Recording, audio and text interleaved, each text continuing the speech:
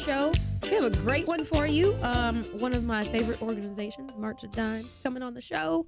I don't have any purple today, and that is rare. And odd. I know, it's very rare, but that is the color. Oh, yes. Put it right here.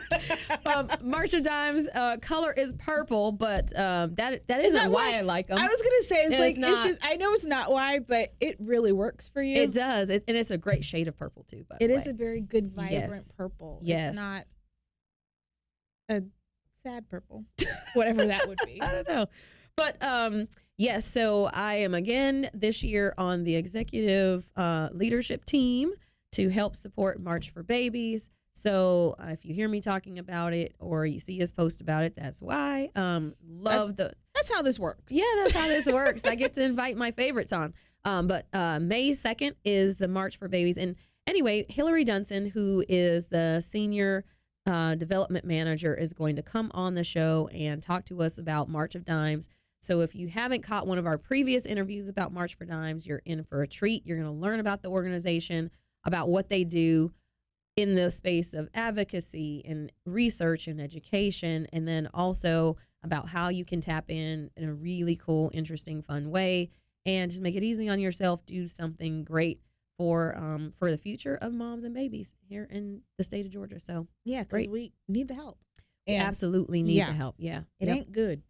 No. So after Hillary, we're going to hear from Elaine Price, and she is the CEO of In the City Camps, and she's going to talk to us about a really cool, unique summer camp that she's been running right here in Atlanta. So did you go to camp? I went to camp a couple of times. Like sleepaway camp? Mm-hmm. Yeah, I went in 4th grade for a week, in 5th grade for a week, and that was like during the school year because we had trips where you could go in the school year. Oh, I did that. So I guess maybe I did go to camp. Yeah, I did. But it was a week. Yeah, I did that twice, and then in the summer, was it like a special camp or was it just like? No, we went to Yosemite in 4th grade, and that was like awesome. I mean, I grew up in California, so that was fantastic. Except for the snowshoeing, which I did that one time, and I will never ever do again. Before. The snowshoeing was doesn't sound fun. Not the jam. So I learned that way early on in 4th grade. Something I don't want to do again. And then in 5th grade, I don't remember what the camp name was, but it was kind of the same concept. It was like out in this mountainy type place, and then I did camp with my daughter when she was a Girl Scout. We went to overnight camp with the Girl Scouts, and then that was probably the one I will not ever do again. There was a mouse in the cabin, and I was like, oh, I don't do that. I don't do that kind. So the other cabins at the other 2 experiences were like, they were insulated. Yes. This other one, I feel like it wasn't, and I just, I was like, oh no, this isn't. That doesn't. And then I did a summer camp, but I think we only stayed like 2 days, and we did Big Sur. So I mean, I had some really cool places that we went for camp. I did space camp growing up in South Florida. This is what you do. I did space camp, but again, it wasn't like a summer camp. It was a sleepaway, but it was during the school year. So I did space camp, and then I did sea camp, which was probably my favorite. That was in middle school, and we actually went down to the Keys. Mm-hmm. And basically, you just took boats out for 5 days and you went snorkeling. Granted, I'm sure we learned something, but you just don't remember it. Thinking back, I'm like, I remember playing volleyball. I remember swimming and like waking up and like going out on boats all day. And then, we remember, like disposable cameras. Mm-hmm. So this was like when the waterproof disposable cameras were coming out. And then I don't think I ever had that one because I feel like it probably wouldn't have worked. Did it work? Yeah. Oh, okay. Like you could literally put them down. But it had that cardboard on it. It had that cardboard. No, it had plastic around the cardboard so you could take it down into the water. That's so funny that those things had cardboard on it. They were cardboard. I bought that for a gag gift like a couple years ago for somebody. A disposable camera? Disposable camera and a photo album. That's hilarious. Because you had to. What are you gonna do with this disposable? You got to develop it. But yeah, I remember having like I probably, if I look hard enough, I could probably find those pictures. But like, I just remember like I had my little plastic camera and I would go down and take pictures of the fish. But you say that my Christmas tree lot thing wasn't real, but I still think back. the Christmas tree lot story. Oh, the Christmas tree lot, yeah. But there's just like things that yes, that is the camera. Yeah. And it had the strap so that you could. It looks like a play school. It looks like a toy. Like a toy. But it was the water and sport cameras, and you could take them. Did the flash work? Yeah.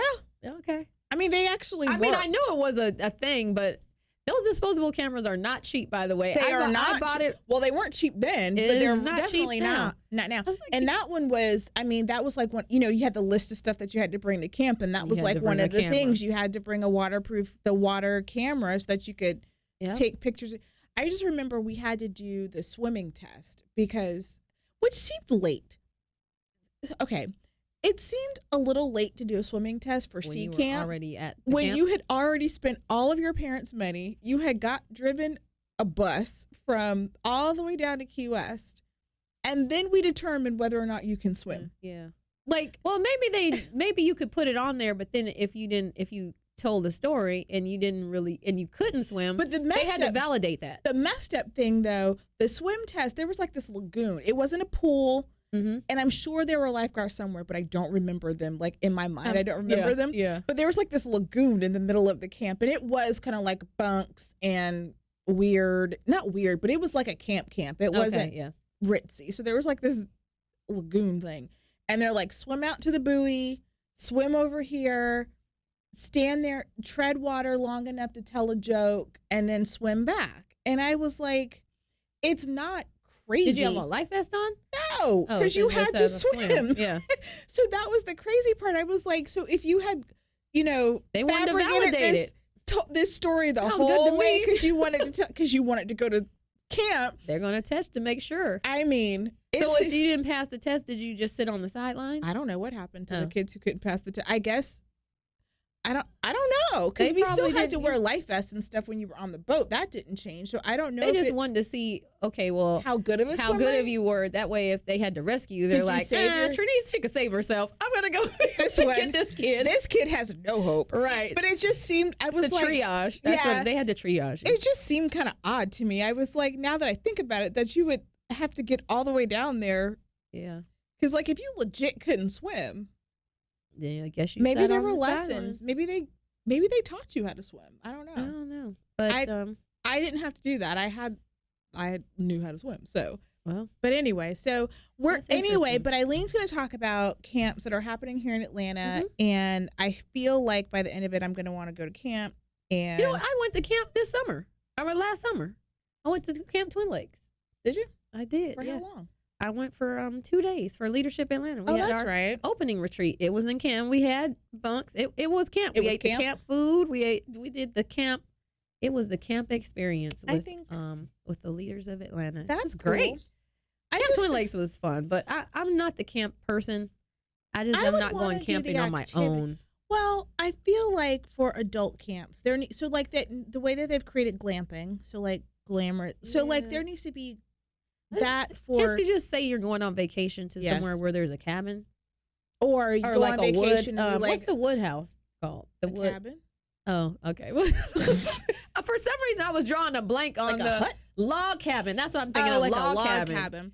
I mean, I guess because they have those really fancy ones, like are on HGTV that you go on and you just open the door and look at the snow. You don't actually go in it. Right, but but there's something to say about the experience and like going with people and doing the activities and that's where Dale is. Dale, our camera. He's at camp. He left us to go to camp. That's true. I guess. And he went to camp in a really cool place. So can you call it camp if you just go on? So like he's in an RV. I feel like that's camp. That's camp. If I get a group of people and say we rent a boat and we go. If you go in your backyard is camping. They call that, if you get a tent. No, in not your camping. Backyard. I don't mean camp. I don't mean camping. I mean like go to camp. Like can you just call anything camp? So like if I get a group of friends and we get a boat really for a call week that camp. And we do activities like we swim, we snorkel, I whatever. think that's just vacation. You can't call that camp. I'm going to I think it has to be like a destination. Like you're going to this, they call it I went camp. to sea camp, and that was, if I did all of those things just on a better boat, is that not still camp?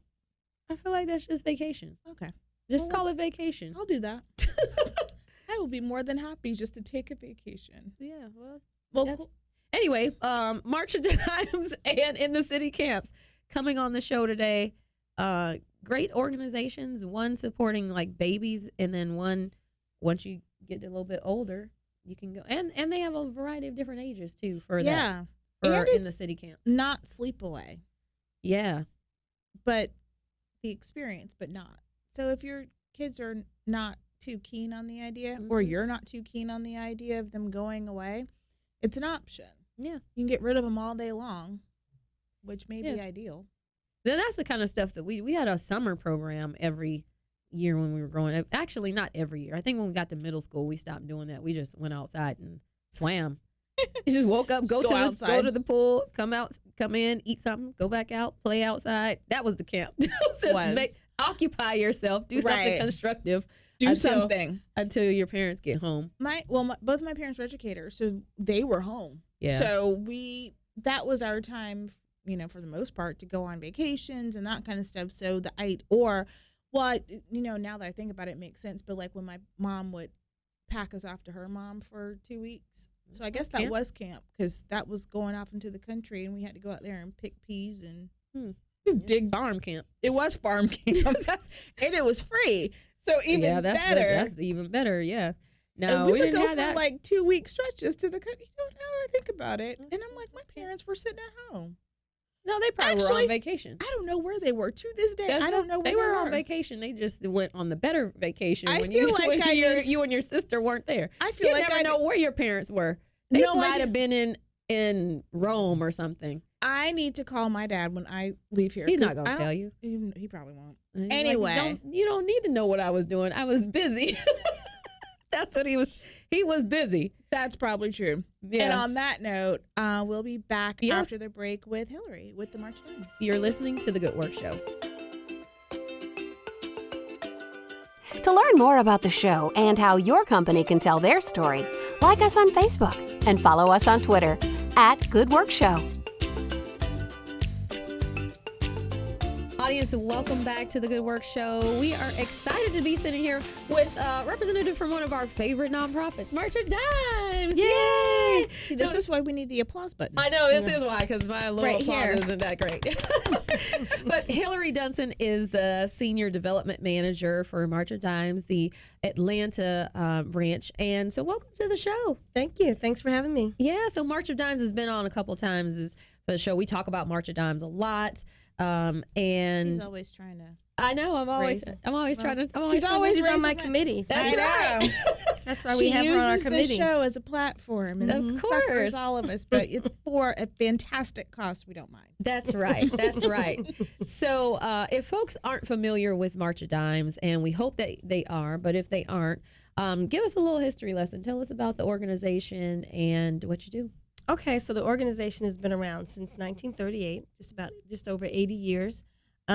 Initially, we focused on polio, but once that was eradicated, they moved their initiative, and now the mission is to focus on strong moms and healthy babies. Healthy moms, strong babies. Healthy moms produce strong babies.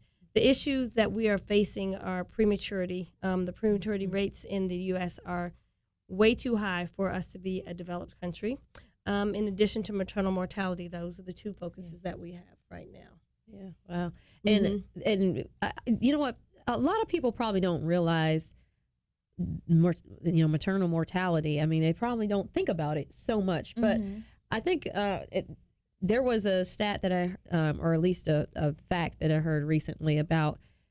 You think about maternal mortality. It might not be that that the deaths are happening in the hospital. It could be.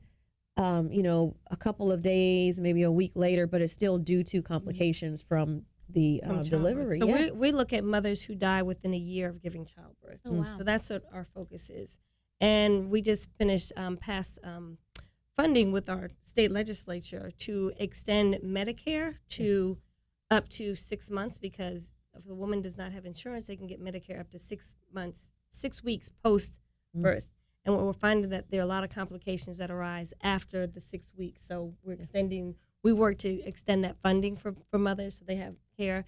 And it also encourages them to go back for postnatal care, that postnatal checkup as well. Yeah. Because they do the prenatal, but then postnatal, it's 6 weeks, the baby's here, they're like, oh, I'm fine. Right. And they're not necessarily. How long do moms stay in the hospital after just like a regular birth? Like no necessarily complications that show up, but how long are people staying in the hospital, especially like after a C-section? 2 days. They kick you out after 2 days. Even after a C-section? I think a C-section is 4 days. That's like major abdominal surgery. It is. Major. No wonder why that extension to a year is super important. Though I mean, you can barely heal from anything. Can you imagine, like, if you had any other kind of surgery, how long you? This is the last time we talked to March of Dimes, I got all rowdy. I feel it coming again. No, but that's just crazy. That it is. You know. It is. Well, thank you so much. And then a lot of the issues post birth have to do with depression, postpartum depression and things like that people don't think about. They're like, oh, again, you're fine, and they're not. And then there are other complications that arise, like we said. Yep. So. Well, I think that's a good segue to talk about the new campaign, because I love that it's not fine. Every time it's just one of those standard things that people ask you a question and they're like, how are you doing? Oh, I'm fine. And we just give that pat answer so often. So talk to us about this campaign and, just tell us about it and how you're trying to get past that point of folks just saying that they are okay. Yeah. So the campaign is really about what doctors or caretakers are telling women. Okay. When they come in and they feel something, women know their bodies. They know there's something's wrong. Even if it's your first time giving birth, you're like, this is not, being pregnant, this doesn't feel right. And a lot of times doctors and caretakers will tell people, you're fine, you'll be okay, you're fine. So our campaign is to raise awareness of the urgent health crisis moms and babies face, including increased rates of maternal death and preterm birth, as we talked about. So we launched the It's Not Fine, an advocacy and awareness campaign that touches on all those well-meaning, you'll be fine moments. It's Not Fine shows pregnant women and their families that even when things aren't fine, the March of Dimes is here to help.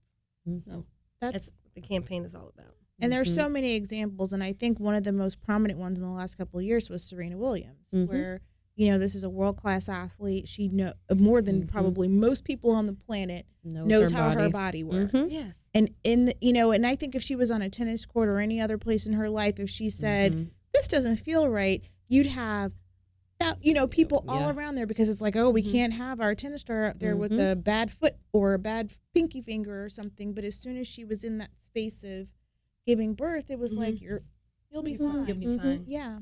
So there was a case a few years ago. The husband's name is Charles Johnson. You know that. Judge Judy Hatchett, Judge Hatchett's son, his wife actually died after giving birth. She was in California at Sinai Hospital. She actually had internal bleeding, and she kept saying, something's not right, something's just right, I don't feel okay, something's not right. And a doctor actually told her that you are not a priority right now. There are other patients that are taking priority over you right now. By the time they got to her, the bleeding was, her insides had been taken over with blood, and she ended up passing away like a few hours later. And that was one of those situations. You're fine. You'll be okay. You're just feeling some discomfort after giving birth, and she was not, and she passed away. Yeah. So her husband, he has a campaign now, really just raising awareness about that situation. Yeah.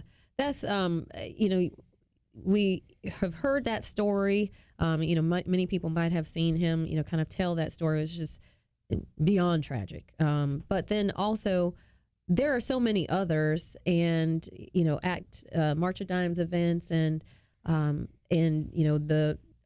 the families that you have, the ambassador families, who can tell those stories of, in almost all the cases, the moms are saying, I just knew something wasn't right. And call it whatever you want, people know, being in tune with their body, maybe it's women's intuition, but knowing that their bodies are not fine, their babies aren't fine. And the science behind it doesn't even need the support. We have facts. Yes, we have people. Facts. We have people who can really point to it and say, "I knew this. I knew something." And you hear that all the time, don't you? We hear it all the time. And in fact, the March of Dimes is working on what we call implicit bias training. So this is called implicit bias, when people are looking at you and you're like, you don't know what you're talking about. You're fine. Everything's okay.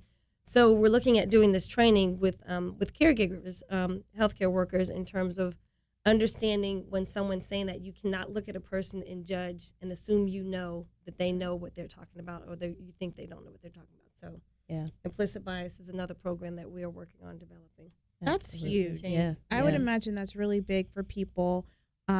We talk about the numbers, the rates with the, especially among women of color, whether it's women of lower socioeconomic status, where it might be easier to pass off and say, "Oh, well, you don't know. You've never done this before," especially if it's a first baby. You don't know. You don't know what to expect. You don't know what's going on. Yeah. I've seen this 1,000 times, but being able, and then also helping those moms be able to have the tools to stand up to know, like, no, this isn't okay. This is, and just advocate for yourself. Yeah. Yeah. Absolutely. So one of the things that I think, the It's Fine campaign definitely focuses on those healthcare, but you could easily take that and apply it to what you all have been doing for the last couple of years is the grades for the different states and different communities and what that means to have a baby. And so sadly, we're here to report because the last time we were talking about Georgia, we had a grade of a D and now we're at an F. So, yes. So our rates have gone up. Yeah, so it's not good. Yeah. So this is a report card that is produced by the March of Dimes. So we produce our own report card, and it's based on, it goes state by state. There are some states in this country that have A's, but down here in the Southeast, a lot of us have an F. And there are a lot of different factors. One of the biggest factors in Georgia is that we have 159 counties. 77 of the counties in Georgia do not have a birthing hospital or OBGYNs in their county. I think this is when I got rowdy. Yeah. So that is just, so you think of, we're here in Atlanta and we have 4 or 5 birthing hospitals right here within 10-mile radius. But you go to rural Georgia and people are driving 2 and 3 counties to get any kind of care. And if they're in a county that has a hospital that's not a birthing hospital, then their baby may be delivered by a hospitalist.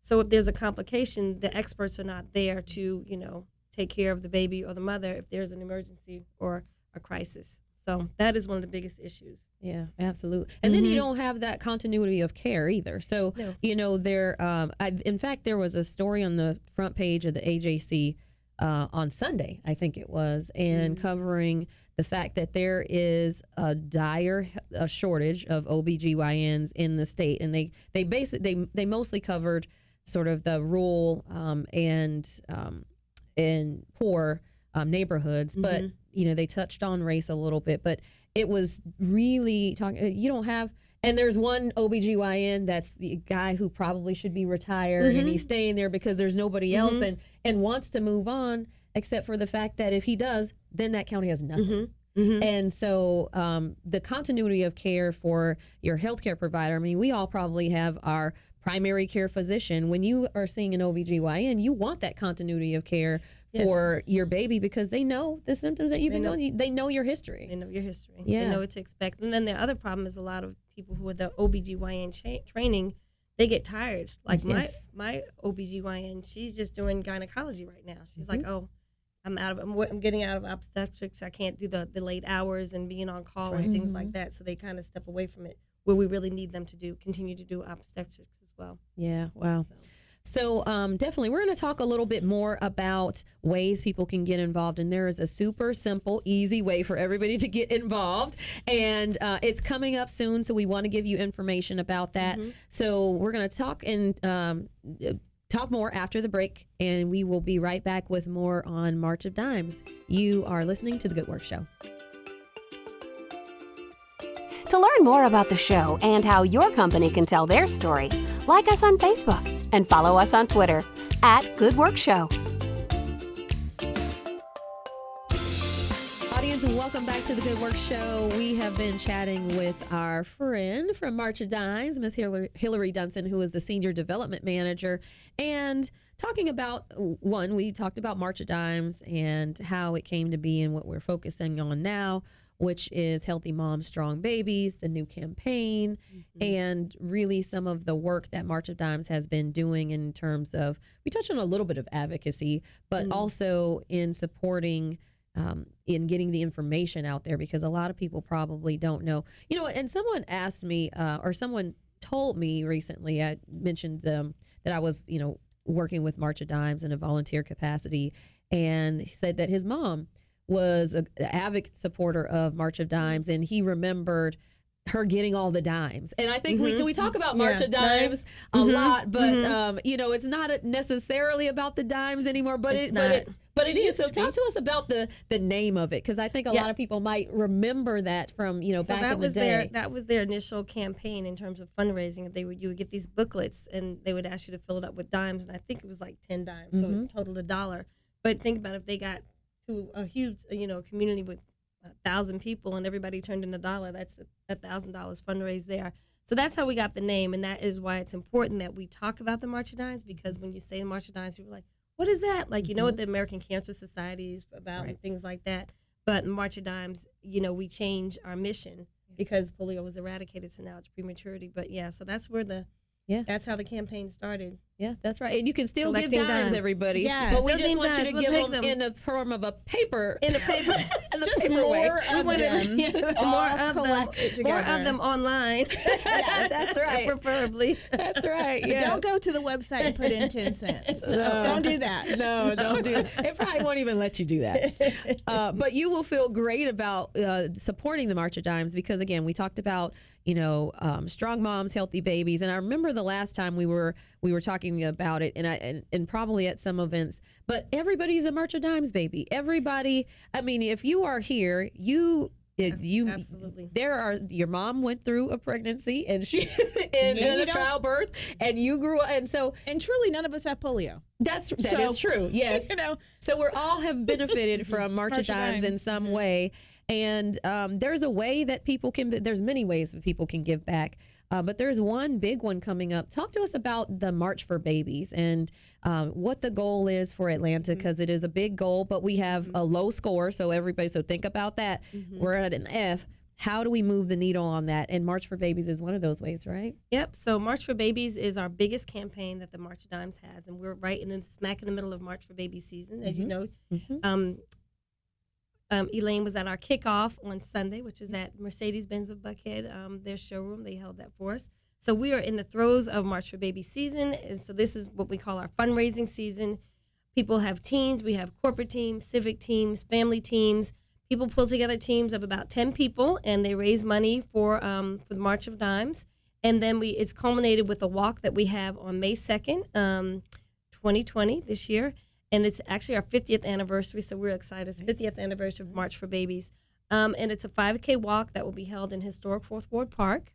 It's a fun event. It's kind of a festival-type event, and then there's a 5K in between, and then we have events before the walk and after the walk. The way you can sign up is marchforbabies.org/event/Atlanta, and the Atlanta walk is the largest walk in the southeastern region, so we're really excited about that. We have over 6,000 people that attend, and our goal this year is to raise $1 million. Wow. So we're at $250,000 now, so we just have $750,000 to go. So well, I haven't made my we need y'all to have yet. that. Yeah. Teresa's going to get us $500,000. You can get us $500,000. We'd There appreciate you go. that. So it's easy to sign up, just like on that link that I said, and sign up as a team captain, and then recruit 10 people to be on your team. Ask them each to raise $50, $100, set your goal, and, then you're off. And we have incentives for people that hit certain levels. And it's a fun day. You get a T-shirt, you get all that stuff. We have, it's also a family fun day. It's a family walk. People are there with strollers, with their dogs, everything. We have a kids zone. We have a family teams tent, a family tent, and different things like that for people to do. Publix is one of our huge supporters. They actually donate food. They volunteer. Is there Publix cake? No. Publix bananas. Yes. And fruit. Yes. Publix fruit, bananas, and water. And nice and healthy things. Okay. Yeah. Publix. Northside Hospital is our big presenting sponsor, and WellStar is our platinum sponsor. So yeah, a lot of hospital support. Absolutely. So this are we doing the superhero sprint again? Yes, we are. The superhero sprint is it's a little race that we have. It's like a 100-yard dash for babies who graduated out of the NICU. So the NICU is the neonatal ICU, which a lot of the babies, have made it through. So NICU, if they make it through the NICU, we call them NICU grads. So we do a superhero sprint. They have little purple capes, and they run a 100-yard dash right before the 5K. So yeah, it's super fun and very cute, and they are superheroes. They are superheroes. Yes, they made it through the NICU. absolutely. Yeah, so important. So when we raise this $1 million, because it's going to happen, obviously. Sure. Yes. Talk to us a little bit about the other research that the March of Dimes is doing, because it's not just about advocacy and it's not just about kind of counting the results. You're also helping to continue to push the. I mean, you fixed polio, so we did that. Yep. So what is the next thing on the horizon when it comes to the actual research that's going on to help improve the lives of moms and babies? So we have done. So first, I want to start with kind of what we're doing locally. So locally, one of the biggest things that we have is what we call a NICU family support specialist. So right here in Atlanta Medical Center, we have a NICU family support employee that's an employee of the March of Dimes, and they work within the hospital, and they help families who experienced who have a baby in the NICU. So they kind of educate them, do a little counseling, that kind of thing. So some of those dollars go directly to help that person's salary. We also have, and we've given $250,000 to the Grady Hospital Foundation, and they actually have an Angel 2 ambulance, which is a neonatal transport for babies. If the baby's at Grady and there's some complications and maybe they need to go to CHOA, that ambulance will be used to transport them. Now, some of the research we've done, we developed a new blood test for women that the blood test women will take when they're pregnant, and it'll help determine if they're going to have a preterm birth or not. Wow. Yes. And then there's also what we call a newborn screening, which is done on the mother while the baby's in her stomach. These screenings are done to determine, again, if the baby is going to be premature. Because if you know in advance you're going to have a premature birth, you can do things for the mother, like put them on bed rest, different things like that to reduce, to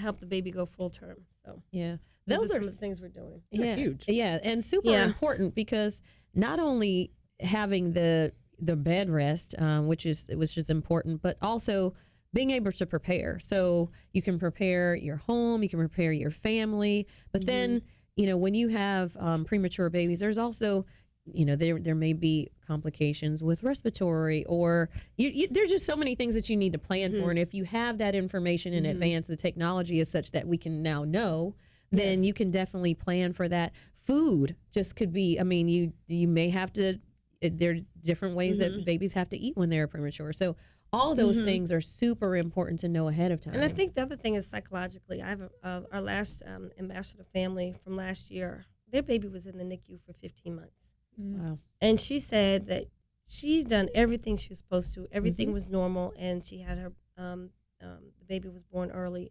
Mackenzie, who's 14 and thriving right now. But her mom told me, she said, I was home, I went to the hospital to have Mackenzie, and, I was expecting to go home with a baby. Right. She said, I was 15 months. It was 15 months, and she was not home. She said there were days where I was just crying because I had a nursery set up, I had all this stuff, and I couldn't even bring my baby home.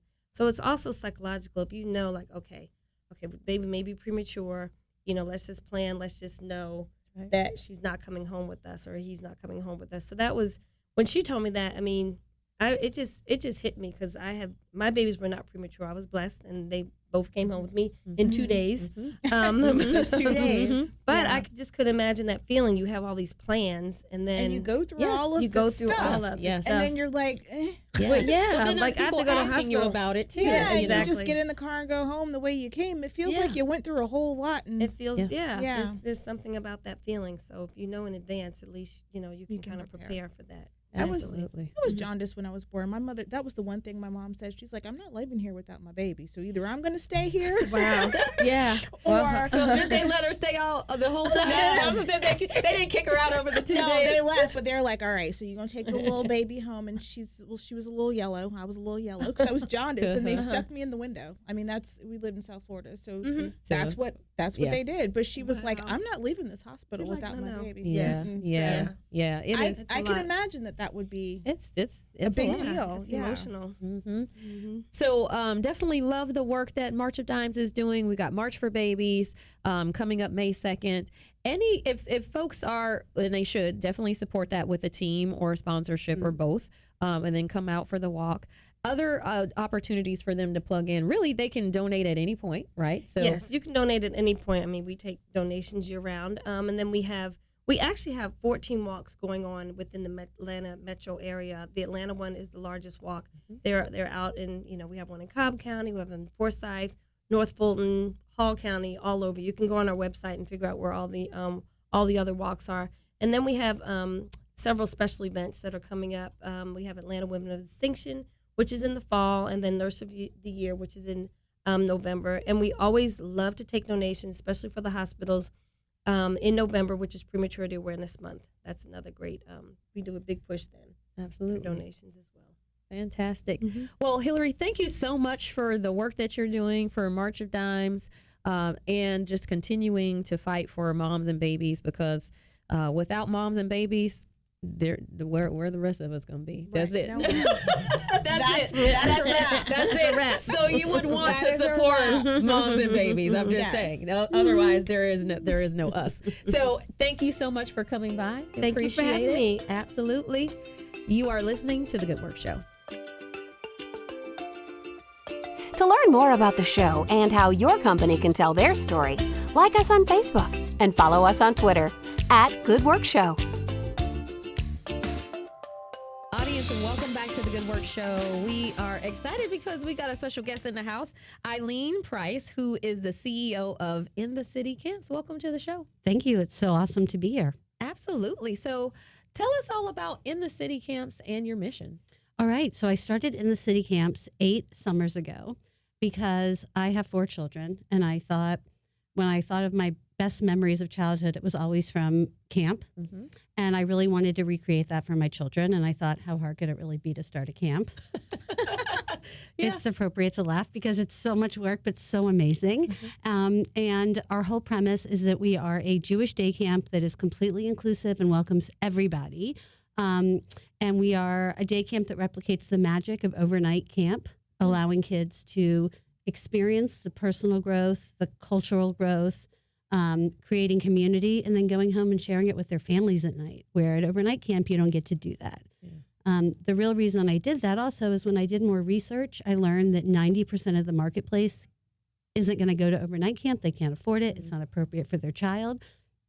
And I felt like, why should 90% of the marketplace miss out on the growth that happens in the summer?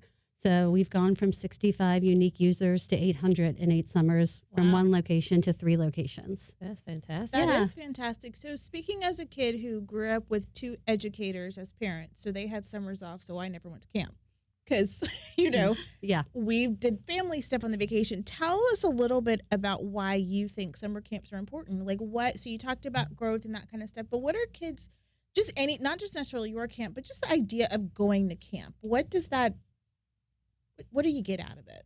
Sure. So I think summer is a time where there is tremendous growth opportunities, but parents don't necessarily see it because it's not a formal education setting. And I often say, like, would you want your future leader laying on the couch playing video games? Because that's probably what's happening right now, unless they're in a supervised environment. So what I think, or what I know is happening at camp, is they are learning the important skill of resiliency, which today in the world, most children don't have an opportunity to learn: collaboration, communication skills, responsibility, independence, and then also how to be a part of a greater community. Who are you? How do you fit into that? So, it's important for kids to have these experiences if we want our future leaders to be strong and resilient. And in today's world, we need those skills desperately. Yeah. So tell us, how do you teach those skills? So what are the types of activities that the kids are doing at the camp when you're talking about resiliency or communication or leadership? Sure. Okay. Well, first of all, what we decided to do was that we looked around at all the camps out there, and what we saw was that most people were not giving campers choice in their activities. So if you go to a specialty camp, you're doing that.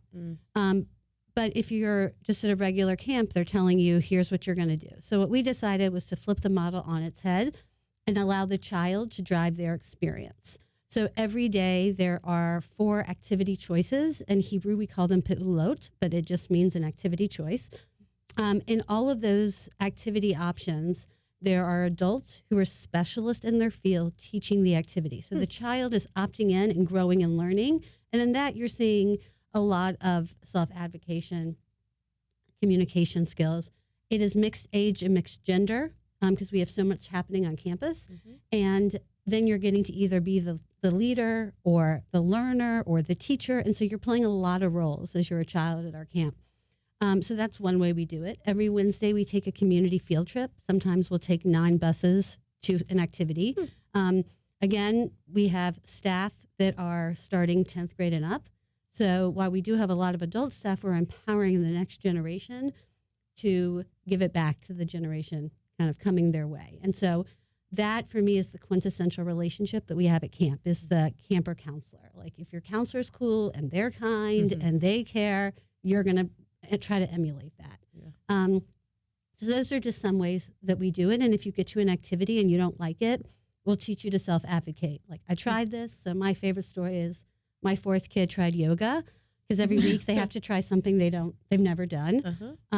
And my son came back and he's like, I hate yoga. Did you know you have to be quiet? And we're like, that's like the whole premise. And he's like, well, why would I ever want to do something where I'm not, with my friends and being loud? And I was like, okay, but like, next time you'll self-advocate, but you have to have a reason, and we have to help you think through that. Because the world is just so confusing right now. And like, we owe it to these kids to connect with them and to really help them become the best version of themselves. Yeah, that's great. So, So outside of yoga, what else is happening at camp? Like, I think, so my experience of camp, I told you, is like reading Babysitter Club books, like when they went to camp. So I'm like, archery, canoeing, arts and crafts, every arts and crafts, horseback riding, swimming. Like, these are the things I just, that's ropes, so it was real. Yeah. Gaga, every type of sport you can think of. Okay. Krav Maga, Okay. gymnastics, Now that's dancing, cooking, culinary arts, STEAM, you name it. I want to go to camp. Yeah. You must come visit, both of you. Seriously, come visit. It's so fun. One of the locations, I know, one of those locations is like, Okay. I could walk there from my house. So So what we do is we have our core facility is out of the Weber School, which is in Sandy Springs, and we have a long-term partnership with them. I could walk there, so I'll stop So by. that's great, and we run there mostly all summer. But then we have pop-up locations. And the reason we do that is because we don't want to spend any donor money on a facility. There's lots of unused facilities in the summer around our city. So it also allows us to move when our population moves. So this summer, we're actually popping up at Maryland Elementary. And APS continues to be a great partner. And then we're actually going to be at the Standard Club in North Fulton this summer for the first time. So, but we'll have a core base at the Weber School. And we offer free busing around the city, knowing that traffic around here is a nightmare. But for us, the party starts on the bus. And so campers ride our free bus and they connect with kids outside of their age range and get to meet new staff. And they love it. Now, even though it's not overnight camp, do they still have like a group that you kind of roll with? So like, do you have like your bunk mates? You have a bunk. Okay, you do. And Okay. then your bunk is your... Yeah. Do you like really have a bunk or like? You have a bunk. What we do is we take cool. classrooms, clean everything out, turn it into a bunk. So like that's it's your, really cool. You name your bunk, you have your senior counselor and your junior counselors, and So you you have do your community. everything except spend the night. Yeah, everything. Okay. Yeah. I And could even- so do this. Yeah, you should do it. You should sign up to be a counselor. I want to be a camper. You just want to do the Maybe fun we stuff. should do that. Yeah. Could you imagine like adult? Well, there are some. there is. Adult camps? There are adult camps, Yeah. and I think about it a lot because I'm like, I feel like I would appreciate like naps. I feel like you appreciate I don't stuff a think I wanna lot do better. that camp. Yeah. No? It's too much outside. No, but the bunk is inside the classroom. Yeah, so the bunk is I know, inside. I'm not gonna And sleep outside. every But hour, that's kind of like camp, though. each of you could be happy at our camp though, because we have indoor and outdoor activities. Okay. So you can choose. Yeah, and we can choose. That's the selection. This is not like a prescribed list No. of this is what everybody's doing today. Who wants to do what everybody's doing? Yeah, that's true. Yeah, that's true. So tell us about the food at camp. Okay, so at camp, mostly you bring your own food Okay. Yeah. because there's a lot of allergies today. Yes. Yeah. And I want parents to feel safe with their child. Anything that we provide at camp is both kosher because we want anybody in the Jewish community to feel like they can eat. And then we do everything we can to accommodate. With that being said, we have this concept, which is canteen, and that happens kind of at overnight camp. When you go to your rest hour, they send you home with a candy bar. So we didn't want to do the candy bar thing, but every child brings $1. And throughout the day, you get to decide when do you want to spend your dollar, what healthy-ish snack are you going to purchase from Canteen. You can kind of go with your friend and bring it back to your bunk during a break time. So really trying to make all those elements. But yeah, there's not a lot of food provided. But you still get to spend that dollar, which is for a lot of kids, that should probably be fun. Oh my gosh, it is the biggest joy for them. Yeah. Imagine your parent giving you $1 and saying like, I don't really care what you buy. Right. Because we've already curated it. So it's like, so anything there's good. Yeah. Yeah. That's but no hot dogs on a stick at a campfire. No. No s'mores. Only at winter camp. Okay. Yes. Okay. Oh, so there's a winter camp. We do winter camp at the Weber School. 1 to 2 weeks over the Christmas break. Okay, so tell us about dates and how people find out, because it's time. Yeah, it's time. Yeah. Looking. So we run the month of June at Maryland Elementary. Then we run the month of July up in North Fulton at the Standard Club. And then all summer is basically at the Weber location. You can go onto our website at www.inthecitycamps.org and sign up, and we give away scholarship. We want to make camp affordable and accessible for everybody who wants to enjoy camp. We are incredibly inclusive, so we encourage families who might not have found the right safe place for their child to call us and see if we could be a good fit for them. The more diverse our community is, the more we can all grow and, all become better people. So that's kind of how we see it. And what are the age ranges? Yeah. We do kindergarten through 6th grade. Okay. And then we actually have a business program, which is on our website as well, for 7th, 8th, and 9th graders. And then children rising 10th graders are encouraged to work for us, and we pay really well. And I mention that because usually in the nonprofit space, they don't necessarily pay well, but I really value this next generation. And we have a 60% staff retention rate. So once the kids come, they stay with us. We're able to help matriculate them up, and then hopefully help them get real jobs when they're done with college. Nice. So kind of rooting for our community in that way. Is there transportation for the counselors? Yes, counselors are able to ride on the bus, and often we will compensate them to be a bus counselor. Oh, fantastic. Yeah. So lots of ways to get involved. So inthecitycamps.org is the website. And deadline for submission for this year? I would encourage anybody who's interested in working to ASAP, and some of the bunks are already filled, but go on our website or give us a call and let us try to help you. All right. So time is running out. So I know it's like earlier and earlier. It's like first day of school, sign up for camp. Like it's time. You got to plan for it. You got to plan for it. You can sign up by the week, by the day, by the month. We're incredibly flexible. Okay, fantastic. Cool. Well, thank you so much, Eileen, for coming on the show. Thanks for having me. Telling us all about In the City Camp. So don't forget, the website is inthecitycamps.org. They've got 3 locations. Summertime is coming up. You got to make your plans. All age ranges, and even for the older kids who want to use it as summer employment. Great opportunity for that. So thank you so much for coming on. Thank you. This was awesome. You are listening to The Good Work Show. To learn more about the show and how your company can tell their story, like us on Facebook and follow us on Twitter @Good Work Show.